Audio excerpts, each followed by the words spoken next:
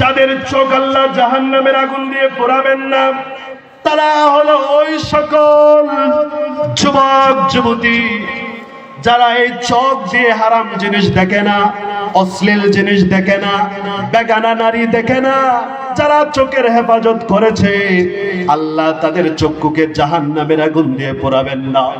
এ আমার যুবক ভাইরা, যাদের হাতে অ্যান্ড্রয়েড ফোন আছে, স্মার্টফোন আছে, আজকে যুব সমাজগুলি দিনে রাতে ফেসবুক, ইন্টারনেট, ইউটিউবে অসংখ্য বেগানা নারী, অশ্লীল নারী, হারাম জিনিস দেখতেছে কি দেখতেছে না। মোবাইলের মাধ্যমে আজকে যুব সমাজগুলি সবচেয়ে বেশি পাপ করতেছে, চোখের পাপ। বলেন ঠিক কিনা? ছেলে বলেন আর মেয়ে বলেন, যুবক ছেলে যুবক মেয়েরা টিকটক, ইউটিউব, এরকম যত সোশ্যাল মিডিয়া অনলাইনে আছে, এর সবচেয়ে বেশি চোখের পাপ হচ্ছে আজকে মোবাইলের মাধ্যমে। এই চোখ দিয়ে হারাম জিনিস, অশ্লীল জিনিস, বেগানা নারী দেখতেছে কি দেখতেছে না। যে যুবক ভাইরা চোখ দিয়ে চোখের পাপ করতেছেন, শোনো, হাসরের ময়দানে যে চোখ দিয়ে হারাম জিনিস দেখে গোপনে রাতের অন্ধকারে লেপের নিচে কেউ দেখে না, অশ্লীল জিনিস দেখতেছো, গান না দেখলে ঘুম আসে না। অনেক যুবক আছে এই হারাম জিনিস দেখে দেখে যারা চোখের পাপ করতেছো, এই চোখটাকে আল্লাহ জাহান্নামের আগুন দিয়ে পোড়াবেন। বলেন নাউজুবিল্লাহ। কাবা ঘরে একজন আল্লাহর বান্দা আল্লাহর ঘর তওয়াফ করতেছেন আর আল্লাহর কাছে দোয়া করতেছেন, আল্লাহুম্মা আখরিজনা মিন হাযিহিদ দুনিয়া মুসলিমা। একজন কাবা ঘরে মুয়াজ্জিন সাহেব গিয়ে দোয়া করতেছেন, আল্লাহ আমাকে মুসলমান বানায়া মৃত্যু দিও। পরিচিত আরেকজন জিজ্ঞেস করলো, কাবা ঘরের খাদেম, ও আল্লাহর বান্দা, আপনি শুধু এই দোয়া করেন কেন? কাবা ঘরের কাবার চত্বরে দাঁড়িয়ে শুধু একটা মাত্র দোয়া করেন কেন? আল্লাহুম্মা আখরিজনা মিন হাযিহিদ দুনিয়া মুসলিমা। আল্লাহ আমাকে মুসলমান বানিয়ে মৃত্যু দিও, আপনি শুধু এই দোয়াটা করেন কেন? একজন হাদিস ভাই জিজ্ঞেস করলেন, আপনি শুধু এই দোয়াটা করেন কেন, অন্য কোনো দোয়া করেন না কেন? ওই মুয়াজ্জিন সাহেব বললেন, আমার পরিচিত একজন মুয়াজ্জিন ছিল, 40 বছর এক মসজিদে বিনা বেতনে আযান দিয়েছে। ওই মুয়াজ্জিন সাহেব মরণের সময় আল্লাহর কোরআন হাতে নিয়ে বলতেছে, এই কোরআনে যা আছে সব আমি অস্বীকার করলাম। বলেন নাউজুবিল্লাহ। যেখানে নবীজি বলেছেন 12 থেকে 7 বছর কেউ যদি মসজিদে আযান দেয়, নবীজি বলেছেন তার জান্নাতের গ্যারান্টি। আর ওই ব্যক্তি 40 বছর আযান দিয়েছে আর মরণের সময় বলতেছে কোরআন অস্বীকার করলাম। ওই খাদেম সাহেব বলল, ঘটনা কি? কি এমন পাপ করেছে যার কারণে 40 বছরের আমল বাতিল হয়ে গেল আর ঈমানটা চলে গেল? তখন জিজ্ঞেস করলো ওই মুয়াজ্জিন সাহেব, কি এমন পাপ করেছে যার কারণে ঈমান নষ্ট হলো, 40 বছরের আমলটা নষ্ট হলো? তখন ওই মুয়াজ্জিন সাহেব বলল, আমাদের এই পরিচিত মুয়াজ্জিন যখন আযান দেওয়ার জন্য মসজিদের মিনারায় উঠতো, তখন মসজিদের পাশের বাড়িতে কিছু মহিলা ছিল, উনি আযান দেওয়ার জন্য দাঁড়াইতো আর পাশের বাড়ির মহিলাদেরকে চোখ দিয়ে দেখতো। এই চোখের পাপের কারণে, বেগানা নারী দেখার কারণে ওই ব্যক্তি 40 বছর যে আমল করেছিল এগুলি আল্লাহ বাতিল করে দিলেন, তার ঈমানটাকে নষ্ট করে দিলেন। ও আমার যুবক ভাইরা, যারা দিন রাত ফেসবুক, ইন্টারনেট, মোবাইলের মাধ্যমে হারাম জিনিস, অশ্লীল জিনিস দেখতেছো, এই চোখের গুনাহের কারণে আল্লাহ তোমার ঈমান আর আমল নষ্ট করে দিতে পারেন কি পারেন না? এজন্য সাবধান হয়ে যান। তো আল্লাহ তাআলা আমাদেরকে যে কোরআন দিয়েছেন, এই কোরআন যে ঘরের মধ্যে তেলাওয়াত করা হবে, এই ঘরে আল্লাহ রহমত আর বরকত নাজিল হবে। বলেন ঠিক কি না? এরপরে এই কোরআন থেকে আল্লাহ তাআলা কোরআনের পরিচয় দিয়েছেন। আল্লাহ তাআলা আমাদেরকে এমন একটা কিতাব দিয়েছেন, এই কিতাবের পরিচয় আপনাকে অন্য কোথাও থেকে নিতে হবে না। যারা কোরআন পড়ে তারা কোরআনের ভিতরেই কিন্তু আল্লাহ কোরআনের পরিচয় তুলে ধরেছেন। কেউ যদি কোরআনুল কারীমকে জিজ্ঞেস করে, কোরআন তোমার নাম কি? কোরআনুল কারীম নিজেই তার জবাব দেয়, কোরআনুল কারীম বলে ইন্নাহু কুরআনুন কারীম, কোরআন বলে আমার নাম হলো কোরআনুল কারীম। কেউ যদি কোরআনুল কারীমকে জিজ্ঞেস করে কোরআন তোমাকে দুনিয়াতে কে নাযিল করেছে, তোমাকে কে দুনিয়ার মধ্যে পাঠিয়েছে, কোরআনুল কারীম নিজেই তার জবাব দেয়। কোরআনুল কারীম বলে তানজিলাম মিম্মান খালাকাল আরদা ওয়াস সামাওয়াতিল উলা।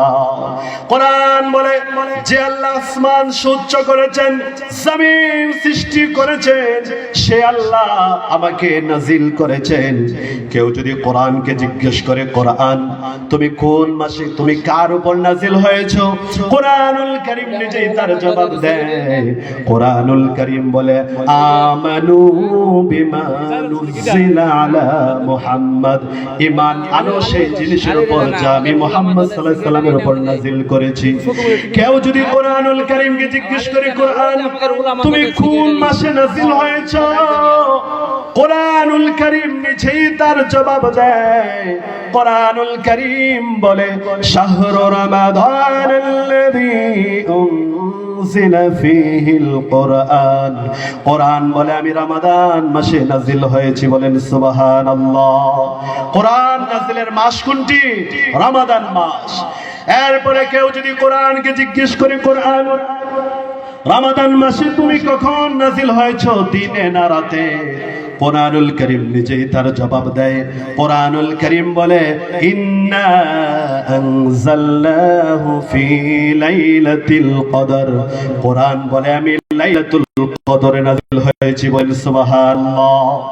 কেউ যদি কোরআনুল কারীমকে জিজ্ঞেস করে কোরআন তুমি দুনিয়াতে নাযিল হয়েছো, কে তোমার নিরাপত্তা দিবে, কে তোমার হেফাজত করবে, কে তোমার দায়িত্ব নেবে, কোরআনুল কারীম নিজেই তার জবাব দেয় ইন্না নাহনু নাযালনা যিকরা ওয়া ইন্না লাহু লাহাফিজুন।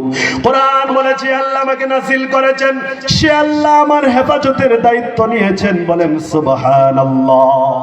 কোরআনের দুশমনেরা, কোরআন বিদ্বেষীরা, নাস্তিক কাফের মুশরিকগুলি ব্রিটিশ সহ আল্লাহর কোরআনকে মিটিয়ে দেওয়ার জন্য, তুলে দেওয়ার জন্য বিভিন্ন ধরনের ষড়যন্ত্র করেছিল, কিন্তু আল্লাহর কোরআন আছে, কিয়ামত পর্যন্ত থাকবে, বলেন ঠিক কিনা? আল্লাহ কোরআনকে কিভাবে হেফাজত করেন দেখেন। আল্লাহ এই কোরআনকে প্রত্যেকটা হাফেজের সিনার ভিতরে ঢুকিয়ে দেন, বলেন সুবহানাল্লাহ। ওই কাফের মুশরিকগুলি সুইডেনে কতগুলি নাস্তিক, কতগুলি ইসলাম বিদ্বেষী ইহুদি খ্রিস্টান প্রকাশ্যে আল্লাহর কোরআনে আগুন দিয়ে তারা উপহুল্লাস করে, তারা বলে যে মুসলমানের কোরআন আমরা ধ্বংস করে দিয়েছি, ওরা তো শুধু কাগজের কোরআন পড়িয়েছে। এমনও পৃথিবীতে লক্ষ লক্ষ কোটি কোটি হাফেজের কোরআন আল্লাহ তৈরি করেছেন, প্রত্যেকটা হাফেজের অন্তরে আল্লাহ 20 পারা কোরআন ঢুকিয়ে দিয়েছেন, বলেন সুবহানাল্লাহ। এই কাফের মুশরিকগুলি কয়টা কোরআন পড়াবে, কয়জন কোরআনের হাফেজকে হত্যা করবে? আল্লাহ বলছেন, আল্লাহ দায়িত্ব নিয়েছেন, আল্লাহ মেহেরবানিতে আল্লাহ কোরআনকে হাফেজদের ভিতরে আল্লাহ সংরক্ষিত করেছেন, বলেন সুবহানাল্লাহ। হাফেজের দাম আছে না নাই? এখানে হাফেজি মাদ্রাসা আছে না নাই? সন্তানদেরকে এখন হাফেজ সাহেব বানায় না। কোরআনের মাদ্রাসায় অনেক মা বাবা দিতে চায় না। অনেক মা বাবা আছে নিজের সন্তানকে কোরআনের হাফেজ বানাতে চায় না। কেন জানেন? কারণ কোরআনের হাফেজ হলে তো সরকারি চাকরি পাওয়া যায় না, মোটা মোটা বেতন পাওয়া যায় না। স্কুল কলেজ ভার্সিটিতে পড়ায় বড় বড় চাকরি পাওয়ার জন্য। হ্যাঁ মুসলমান শোনো, এই কোরআন হাসরের ময়দানে কথা বলবে, কোরআন কবরে সুপারিশ করবে।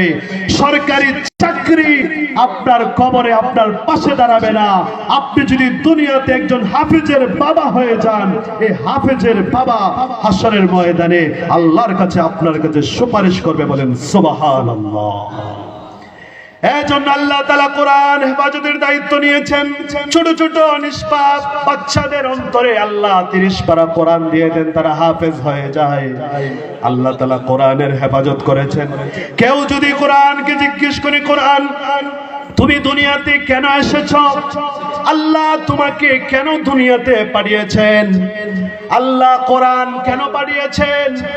আল্লাহ নিজেই কোরআনের মধ্যে বলেছেন। আমরা কিন্তু এই কোরআনকে আমরা বিভিন্ন ভাবে ব্যবহার করি।